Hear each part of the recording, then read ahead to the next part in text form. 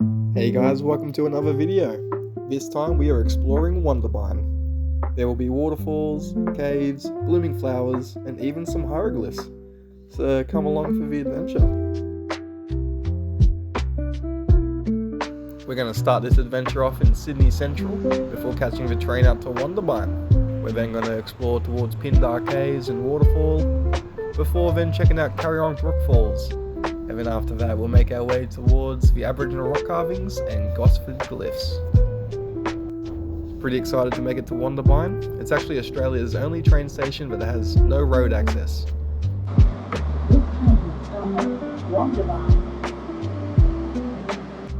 Yeah, it's definitely a bit awkward filming on the train. It was pretty busy, and to my surprise I wasn't the only person getting off at Wondabyne today. This train station is very popular with train spotters and people who enjoy hiking. So it's a pretty good mix of people here, I'd say. You sort of get a glimpse of what the bush is going to be like when you're coming in on the train, but once you step out into it, it's just so beautiful how many awesome trees and rocks there are everywhere. The whole place is scattered with so much beauty. You quickly end up on a fire trail, but not too long after that, there's a little bit of an opening with a small track to the left, and that's where we're going, down Pindar Cave. Surprised that there's no sign or anything for it, but this is the way. Such a beautiful spot out here. So like hard to explain the feeling of getting dropped off from the train just deep in the bush like that. Especially hopping on in Sydney, you know, you're like right in the middle of the city, and then just like an hour or so later you're in the middle of the bush.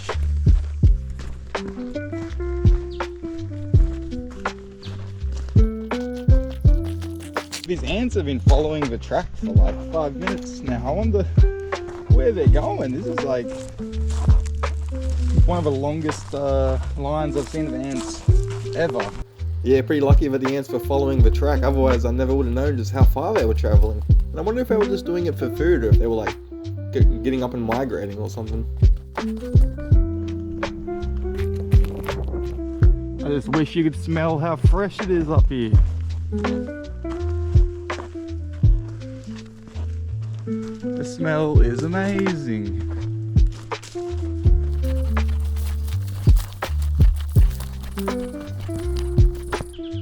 I think I can see a face. It's a bit of a potato face, but I guess it's a face. I mean, that rock looked more stoned than me, let's be honest. Really beautiful sunset. Good views as well, so I'm able to take it in and see all the directions of the sky and get all the different colours that are happening, which is quite nice. But at the same time I'm starting to think I should probably set up camp somewhere. You know, it's getting dark and I'm ready to go to bed. Okay, I will set up my camp just down here at the Mooney Creek lookout.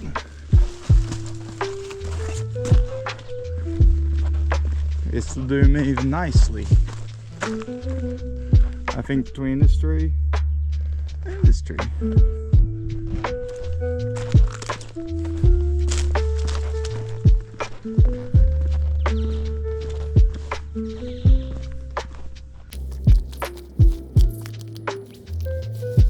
Pretty good spot to set up the hammock. Definitely love a spot with a view, and this one's got a great one. I didn't set up the tarp, and you know, I thought it was going to be a clear night, but it did end up raining, so I did set the tarp up during the middle of the night, but no biggie.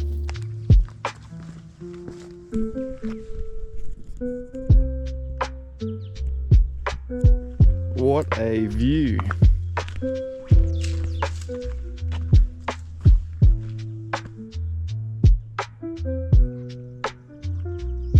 Safe to say I'm going to be sleeping well tonight.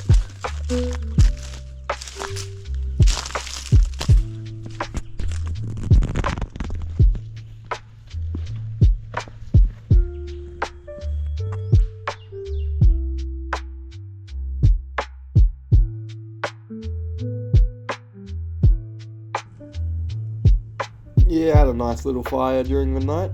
There was so much dry stuff around, I was like, I may as well burn a little pile. Despite waking up to chuck the tarp on, I slept very well last night. And the plan today is to leave the hammock set up and let it dry out while I walk down the Pindar Cave, and I'll pick it up back on the way out. Pretty nice weather for walking. It's a little bit humid, but not too hot, nice and cool, so making good progress. Although this walk for the most part has been fairly easy. The hardest part was when I first left the train station because it was straight uphill, but ever since then it's been mostly just following the ridgeline. And I guess there are a few spots like this where it can be a little bit tricky to see where the track goes, but if you take your time you shouldn't have too much trouble.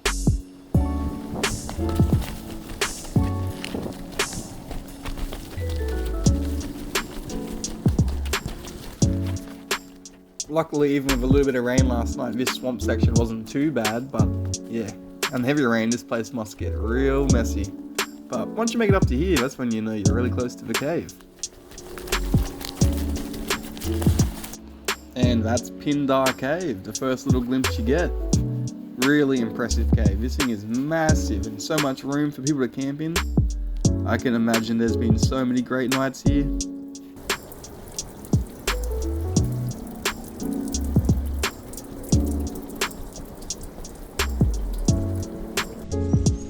Wow, this is awesome. What an amazing cave.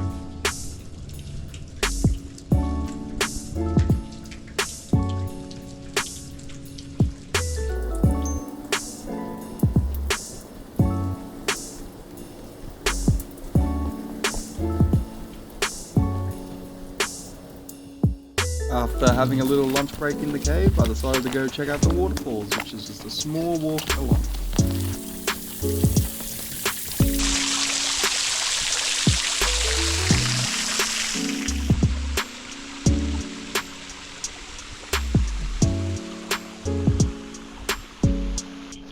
Look how clear that water is. Crystal clear. Way to pronounce it, but I do know that these are carnivorous native Australian plants, also known as sundews. Magnificent plants eating bugs. Doesn't get cooler than that. Ugh. I'm definitely in the jungle now. You wouldn't want to be doing this in snake season, Jesus Christ.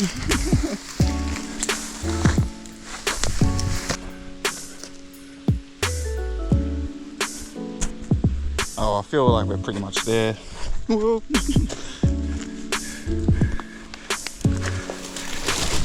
Oh.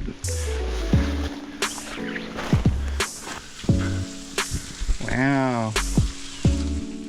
It was definitely a mission to get down here, and I can tell you I did not go the correct way at all.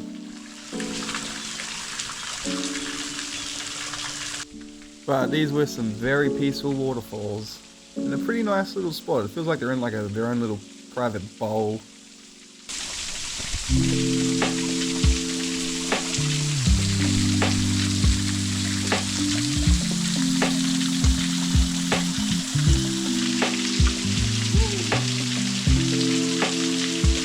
Well, I may not have travelled to the waterfalls in the correct track, but at least when I get there, it's easier to find which way to go back. And I'm now on top. After exploring these waterfalls, I booked it all the way back to the fire trail and continued on heading towards Kariong Falls. Only a couple more kilometres until we get to the next waterfall, which I am very much looking forward to because I did not fill up my drink bottle at the last one. And I am now dying of dehydration, so what are you gonna do? I couldn't help myself but quickly have a cheeky little look at the views up on top of this hill, and I wasn't disappointed, especially looking down towards Mooney Creek again. That thing looks gorgeous from up here. But I was also getting pretty thirsty for being so dumb not to fill up my drink bottle. And yeah, I'm now suffering the consequences of my own actions. So it's time to get going. But definitely a beautiful track. It's actually part of the Great North Walk, which is all the way from Sydney to Newcastle. It's like over 200 kilometres or so, and a lot of the track is accessible via the train track along the way. So I plan to do a lot more of it. I think I'm getting pretty close to some water. You can hear it slowly flowing. Can't wait to get down there. Yay, water! Hooray! Oh yeah, it felt good to pump some water and get a drink in me. Definitely overdue.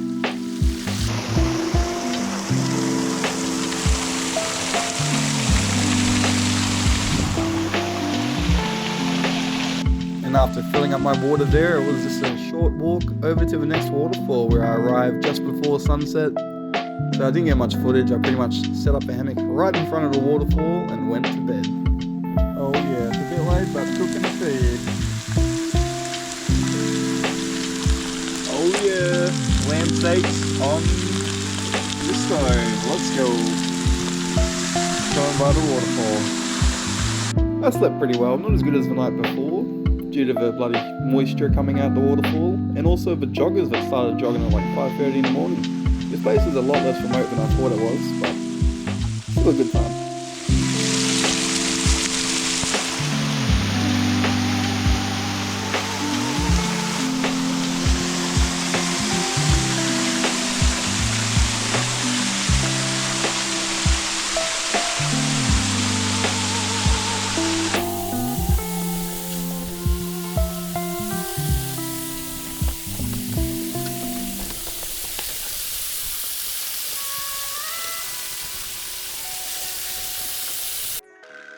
How rude are rats? I noticed some nuts on the ground and I was like, oh whoops, I forgot to shut my bag properly, which I did. But it didn't even matter because the rat ate through the bottom anyway. After leaving the waterfall, it was pretty much straight into some stairs as we head our way towards Gosford Glyphs.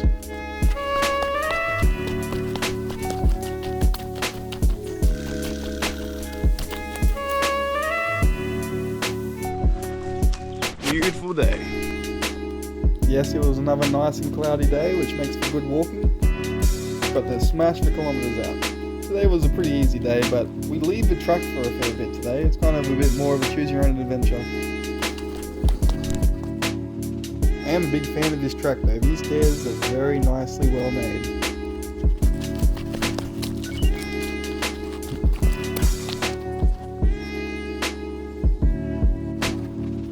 And then shortly after all of this beautiful nature, I was on a bloody road.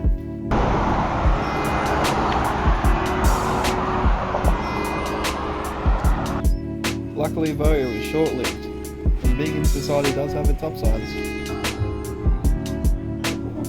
How good is that? I literally woke up this morning regretting that I didn't bring any fruit. And then there was a person selling fruit at the lookout, so it was amazing. And honestly, a really good guy running this fruit store.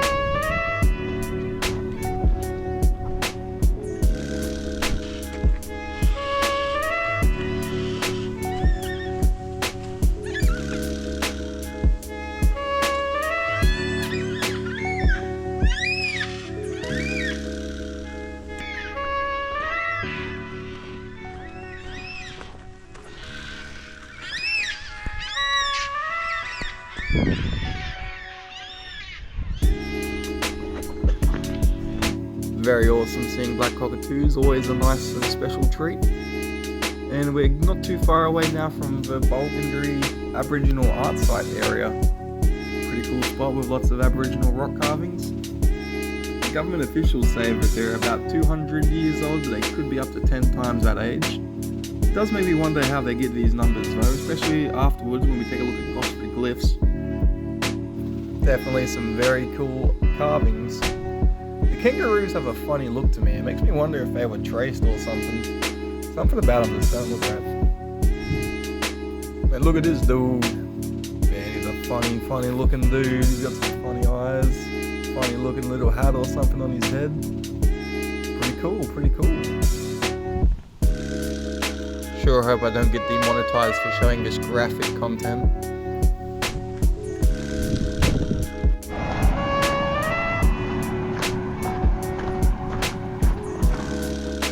stumbled across my first leech out here. Walked off the track for a second to investigate something, and yeah, got a massive tiger leech on my shoe. Gross. This massive beauty right here is known as the grandmother tree. And what a beast she is. Look at her eating this rock. How incredible. I didn't really have any directions other than like the rough location of where it was next to this tree. So yeah, I did a bit of wandering trying to find it. It wasn't too hard, but it took me a little bit of time, and it just added to the excitement once I finally did stumble across the hieroglyphs. Once I made it to this point, that's when I realised where I was, and I knew exactly where they were. And I can't lie, once I stumbled across them, I was left speechless for a little bit of time. They were very impressive to see. Some people think that the hieroglyphs supposedly tell the story of Egyptians who got stuck in Australia and passed away, and like the location of their burial grounds and whatnot. Makes you wonder. While I was here, there was actually some evidence of people who had been excavating and digging a bunch of holes in the area, so I wonder if they're trying to dig up some bodies or something, you know, try and find some credibility to it. But apparently these are officially debunked because some of the hieroglyphs are from different time periods, but I think there's a bunch of ways you can explain that. I don't think that's very hard proof. The hardest they have is that apparently there's no evidence of them existing before 1980. And I reckon if these things were thousands of years old, there's definitely a high chance they would have been found way sooner. But yeah, they're pretty lacking in evidence in either direction, I feel. And probably the most honest answer is to say that we just don't know. The Egyptians were very strange, and we barely know anything about them, to be honest. And I also find it quite strange that no one's come forward with like any idea about who's done it. And the digger I deep, the more weird stuff comes up. Definitely seems like they're trying to cover something up. But whatever the truth is, one fact remains that this place is amazingly special and has super magic powers, that's for sure. But after enjoying all the controversy, I decided to try and find some water so I could find a spot to set up camp.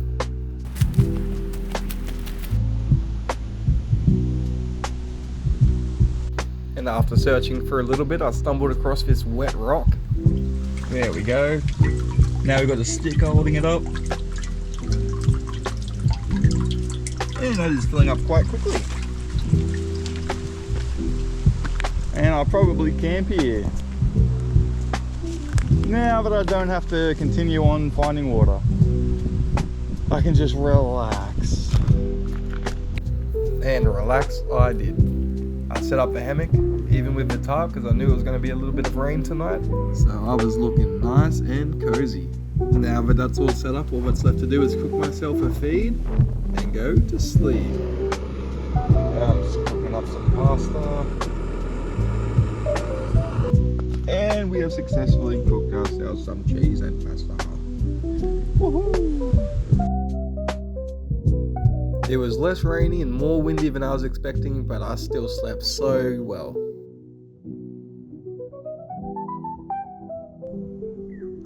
All packed up and ready to go.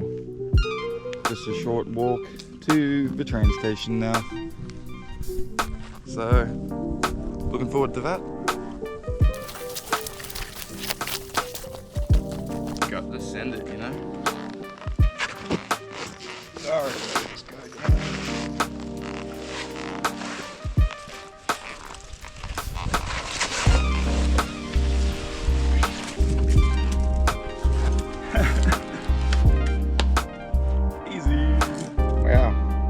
Whacking it through the bush for so long, and I nearly just stepped on a baby brown snake. I guess they are starting to come out and warm up. This one was definitely pretty slow, slithered away into this little bush here. It definitely had me a little bit on edge after seeing that baby brown snake, but it was also a relief to see just how slow it was moving. You know, if it did come down to it, I would easily outrun that snake, no worries.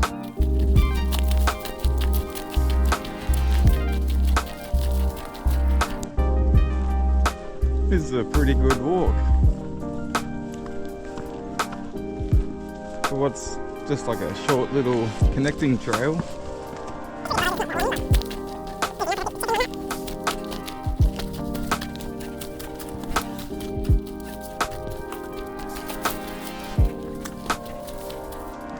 indeed. Pretty fun looking rocks.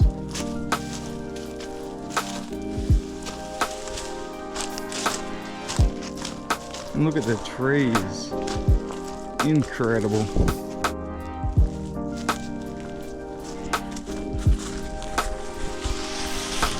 Very nice spot indeed.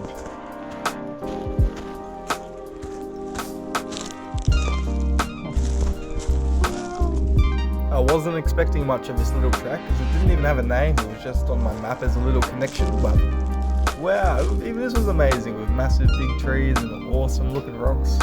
So cool.